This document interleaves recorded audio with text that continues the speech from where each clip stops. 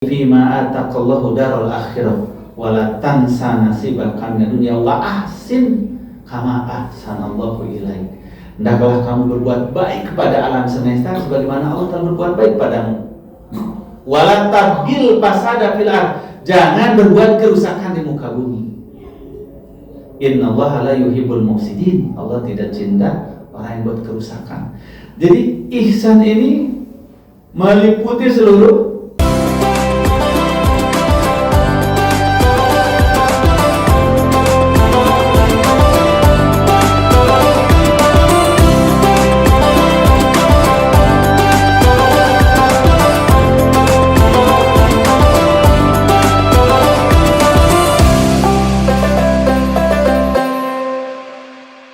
pondasi agama itu iman, sebagaimana pondasi bangunan. Nah, dalam Al-Quran digambarkannya dalam bentuk pohon, sehingga Al-Quran mengatakan alam taro annallaha, apakah kalian tidak melihat bahwa Allah itu doroba masalan, membuat perumpamaan, kalimatan thayyibatan, daraballahu masalan kalimatan thayyibatan kasyajaratin thayyibah. Dalam surah Ibrahim ayat 24 Allah firmankan, Allah telah membuat perumpamaan bagi kalian semua sebuah pohon yang thayyibah, yang sangat baik, sangat bagus. Apa pohon yang baik ini? Syajarah thayyibah ini yang merupakan gambaran kalimah thayyibah, prinsip hidup yang baik, yaitu agama, pokok agama, kalimat thayyibah. Maka kalimat thayyibah ditafsirkan adalah kalimat syahadat la ilaha illallah Muhammadur Rasulullah, karena ia merupakan biji pangkal dari seluruh ajaran agama para nabi, yaitu tauhid. Nah, maka oleh Allah digambarkan pada pohon.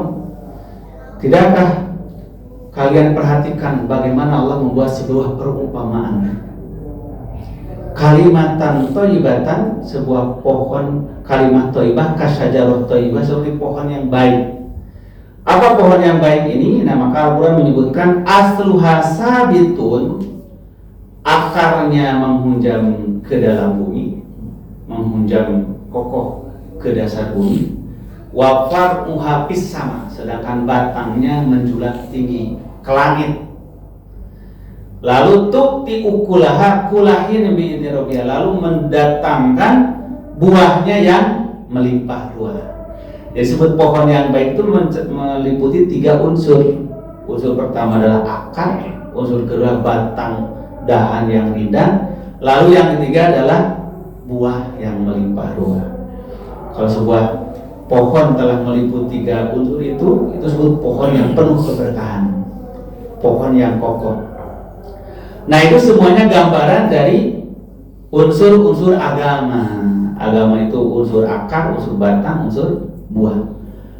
Kalau dalam bangunan, unsur pondasi 3 dan pelengkap, penyempurna.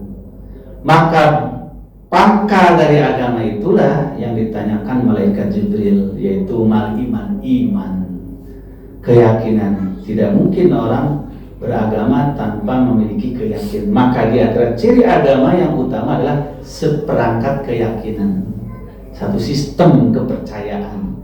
Maka tidak mungkin orang dilihat dari aspek ini tidak beragama, karena orang pasti dalam hidup punya apa yang diyakini, dipercayai. Mustahil hidup tidak punya keyakinan dan kepercayaan. Bisa dibayangkan orang yang hidup tidak punya kepercayaan, tidak punya keyakinan, bagaimana dia hampanya, kosongnya hidupnya ini. Nah, maka ini adalah dasar pertama beragama. Dalam bahasa Islam, agama Islam tentang al-iman, keyakinan. Maka iman itu seperangkat kepercayaan, satu sistem keyakinan yang dianut oleh seseorang. Ini disebut dengan al-iman. Maka orang yang memiliki perangkat keyakinan adalah mukmin. Nah, baru yang kedua dari unsur agama ini, dari tangga-tangga utama agama ini adalah al-Islam, yaitu Islam di sini maknanya ketundukan. kepatuhan. Dari keimanan ini maka lahirlah bukti dalam kehidupannya yang bisa diamati, bisa disaksikan. Itulah seperangkat ritual peribadahan. Maka lahirlah dari agama ini setelah iman seperangkat peribadahan, ritual. Maka timbullah disebut dengan rukun Islam. Pokok dari ritual ini, pokok dari manusia beribadah pada Allah itu ada 5. Setelah dia mengikrarkan syahadat, sholat, saum, zakat, haji, maka disebutlah rukun Islam. Kenapa disebut rukun Islam? Karena keislaman itu beragama yang nampak dari dohiriyah, kepatuhan kepada Tuhan, kepada Rob yang diimaninya. Timbullah rukun Islam. Maka iman tanpa Islam ia akan berkurang dari nilai kesempurnaannya. Keyakinan tanpa pengamalan itu ia tidak akan membuahkan apa-apa. Maka dari keyakinan lahirlah kepada ketundukan kepatuhan, dari iman kepada Islam. Dari iman dan Islam ini maka puncak tertinggi di dalam agama ini disebut ihsan, kebaikan, keindahan. Kalau dalam bangunan tadi fondasi, tiang-tiang, lalu ihsan itu pelengkapnya. Maka yang terbanyak dari unsur agama itu ihsan, yang terbanyak itu yaitu muamalah dan akhlak. Iman ada jumlahnya yang dibatasi, 6 rukun iman. Islam ada wujud-wujud ibadah yang dibatasi jumlahnya, syahadat, sholat, saum. Tapi kalau ihsan itu mencakup seluruh sisi kehidupan. Bahkan dalam ihsan itu masuk ke dalam bagian iman, ke dalam bagian Islam. Maka keimanan, keislaman tanpa ihsan itu seperti bangunan yang belum selesai. Baru ada fondasi dan tiang-tiang pancang, maka dia belum bisa melindungi penghuninya dari kepanasan. Kalau hujan masih banjir, kalau panas masih gerah, angin bertiup tidak tertahan. Maka indahnya bangunan itu karena dilengkapi sampai kepada sedetil-detilnya. Ada desain interiornya, desain eksteriornya.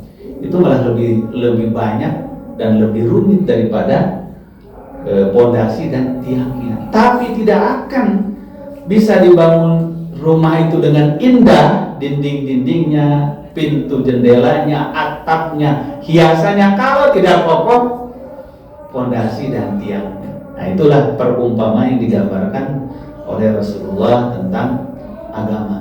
Nah, maka ihsan ini meliputi seluruh bagian dari bangunan itu. Maka puncak dalam beragama itu adalah ihsan. Maka baik kita sholat, saum, zakat, haji, itu puncak tertingginya adalah ketika sholatnya, saumnya, hajinya telah melahirkan sikap ihsan.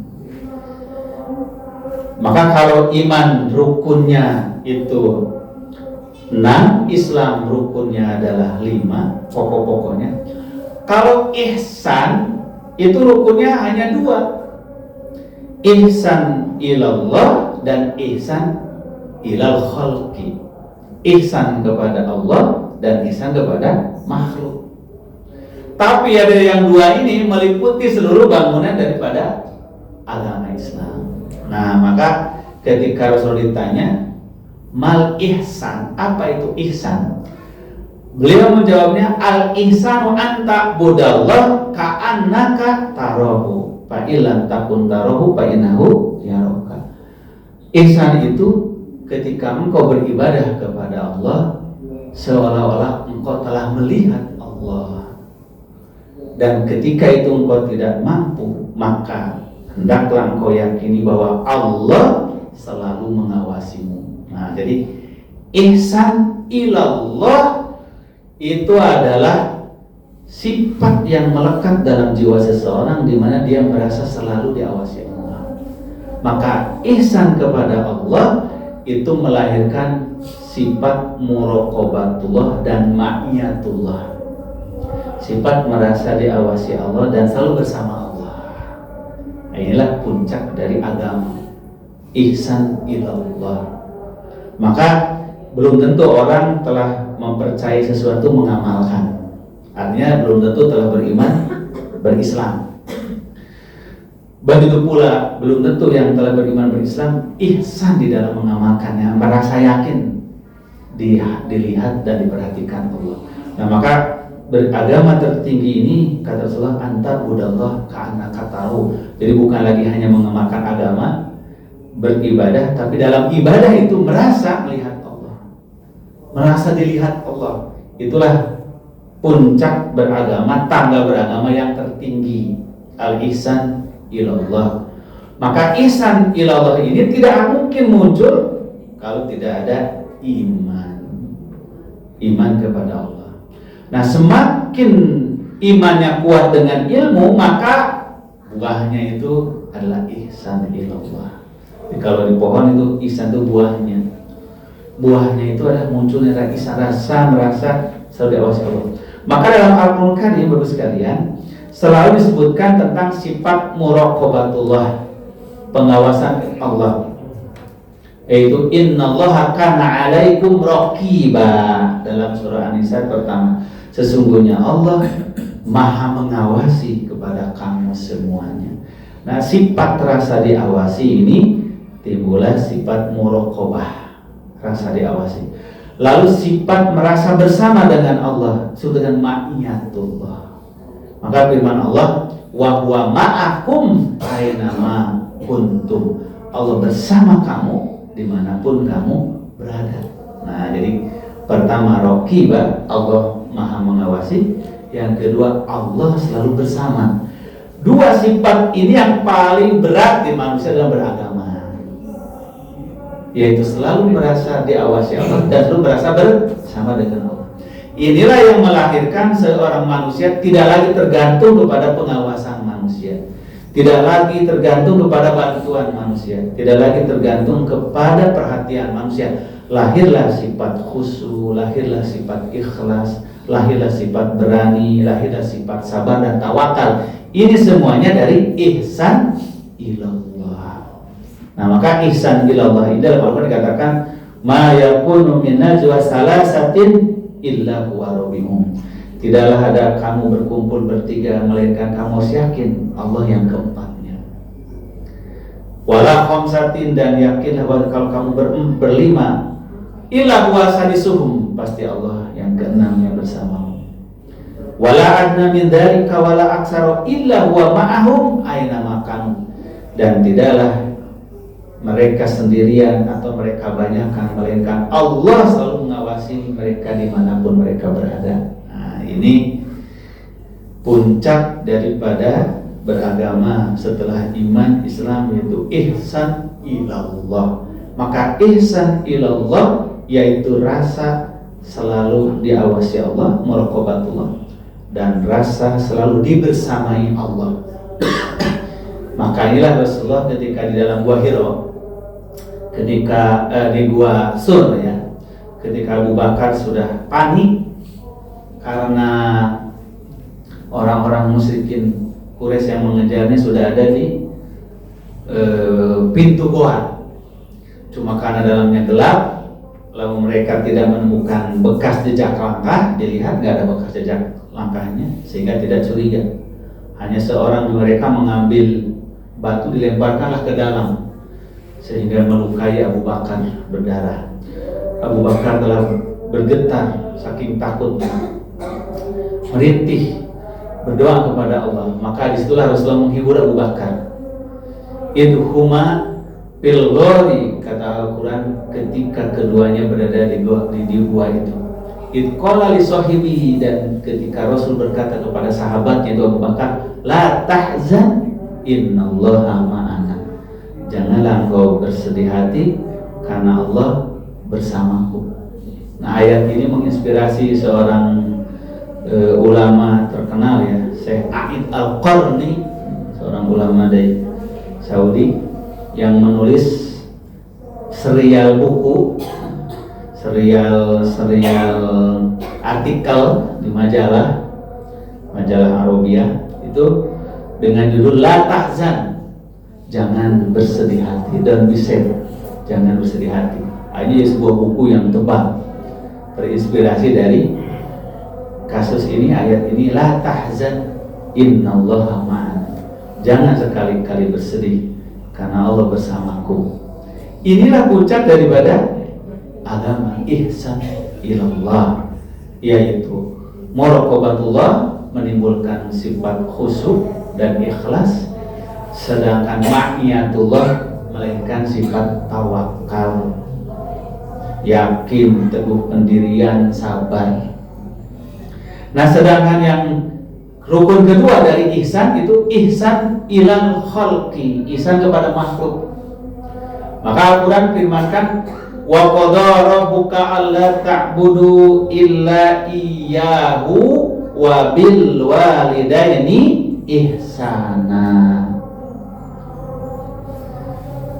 wa la tusriku bihi syai'an wa bil walidaini ihsana wa'budullaha wa la tusriku bihi syai'an wa bil walidaini ihsana. Jadi ketika Allah perintahkan manusia beribadah, jangan menyekutukannya, selalu diikuti dengan kalimat wabil walidaini ihsan. Dan kepada ibu bapak hendaklah berbuat ihsan. Ini disebut dengan ihsan ilal khalqi, ihsan kepada makhluk. Ihsan kepada makhluk itu diawali kepada orang yang paling berjasa dalam hidup manusia, itu kedua ibu bapaknya, sebagai wasilah, sebagai sarana keberadaannya di muka bumi. Nah, maka al-ihsan ilal khalqi, ihsan kepada makhluk, dimulai kepada berbuat baik secara perkataan dan sikap kepada ibu bapak. Sampai kemudian dianjurkan oleh Al-Quran, imma yablughanna indakal kibaru ahadihima fala taqul lahumā uffi wa la tanharhumā wa qul lahumā qawlan karīmā wahfid janaha dzulli minar rahmah wa qur rabbirhamhumā kamā rabbayani sogiro. Jadi ihsan kepada orang tua ini minimal, kata Al-Quran, engkau berkata yang baik, dan ketika keduanya sudah lanjut usia tidak pernah berani membentaknya, dan selalu mendoakan Rabbirhamhuma kama rabbayani sogiro. Ini Masya Allah, ini ihsan ilal khalqi, diawali kepada yang terdekat, ibu bapak. Nah, baru kata Al-Quran, wala tusriku bihi syai'an wa bil walidaini ihsana wa bidil qurba, pada kerabat dekat. Kemudian wal yatama, anak yatim. Kemudian wabnas sabil, anak-anak yang telantar di perjalanan. Kemudian wama malakat aimanukum, kepada pegawai-pegawaimu, pelayan-pelayanmu, khodam-khodammu. Wal jaridil qurba, tetangga yang dekat. Wal jaril junub, tetangga yang jauh. Wasahibi bil janbi, teman sejawat. Masya Allah. Jadi Al-Quran merincikan tentang ihsan ilal khalqi. Ketika telah ihsan ilal khalqi, ibu bapak, kerabat, anak yatim, orang miskin, orang-orang telantar, kemudian para budak, pelayan, maka barulah Al-Quran memerintahkan ihsan kepada alam semesta.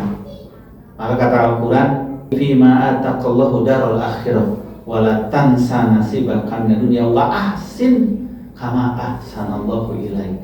Hendaklah kamu berbuat baik kepada alam semesta sebagaimana Allah telah berbuat baik padamu. Wala tabghil fasada fil ardh, jangan berbuat kerusakan di muka bumi.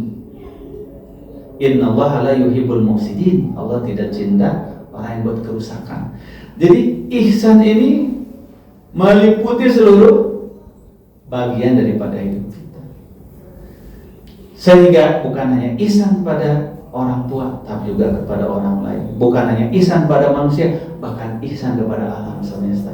Bahkan Rasulullah mengatakan, innallaha katabal ihsan ala kulli syai'in. Allah telah memerintahkan, menuliskan. Katabas ini mencatatkan, menuliskan maknanya mewajibkan. Seperti kutiba alaikumusiyam, dituliskan pada kalian puasa. maksudnya wajib, saking wajibnya perintah tertulis di Lauhil Mahfuz, tertulis di Al-Quran, terus di kitab-kitab suci. Nah, sebutlah kutiba. Maka kata Rasulullah, Inna Allah katabal ihsan, Allah telah menuliskan wajibnya berbuat ihsan ala kulli syai'in, atas segala sesuatu. Nah, sampai Rasulullah mengatakan, idza qataltum fa ahsinul qitlata. Kalaupun kamu harus membunuh binatang, membunuh hewan, bunuh dengan cara yang baik. Tidak boleh dengan cara yang kejam. Wa idza dzabhtum fa ahsinu dzibhata. Kalau menyembelih pun harus sembelih dengan cara yang baik, yaitu wal yuhidda syafratahu wal yuhidda bihatahu. Kalau harus memotong hewan, sabda Rasulullah, tajamkanlah alat pemotongnya, pisaunya, goloknya. Kemudian wal yuhidda bihatahu, dan tenangkan hewan itu, jangan dibikin takut, jangan dibikin stres. Jadi bukan hanya manusia stres, hewan juga stres.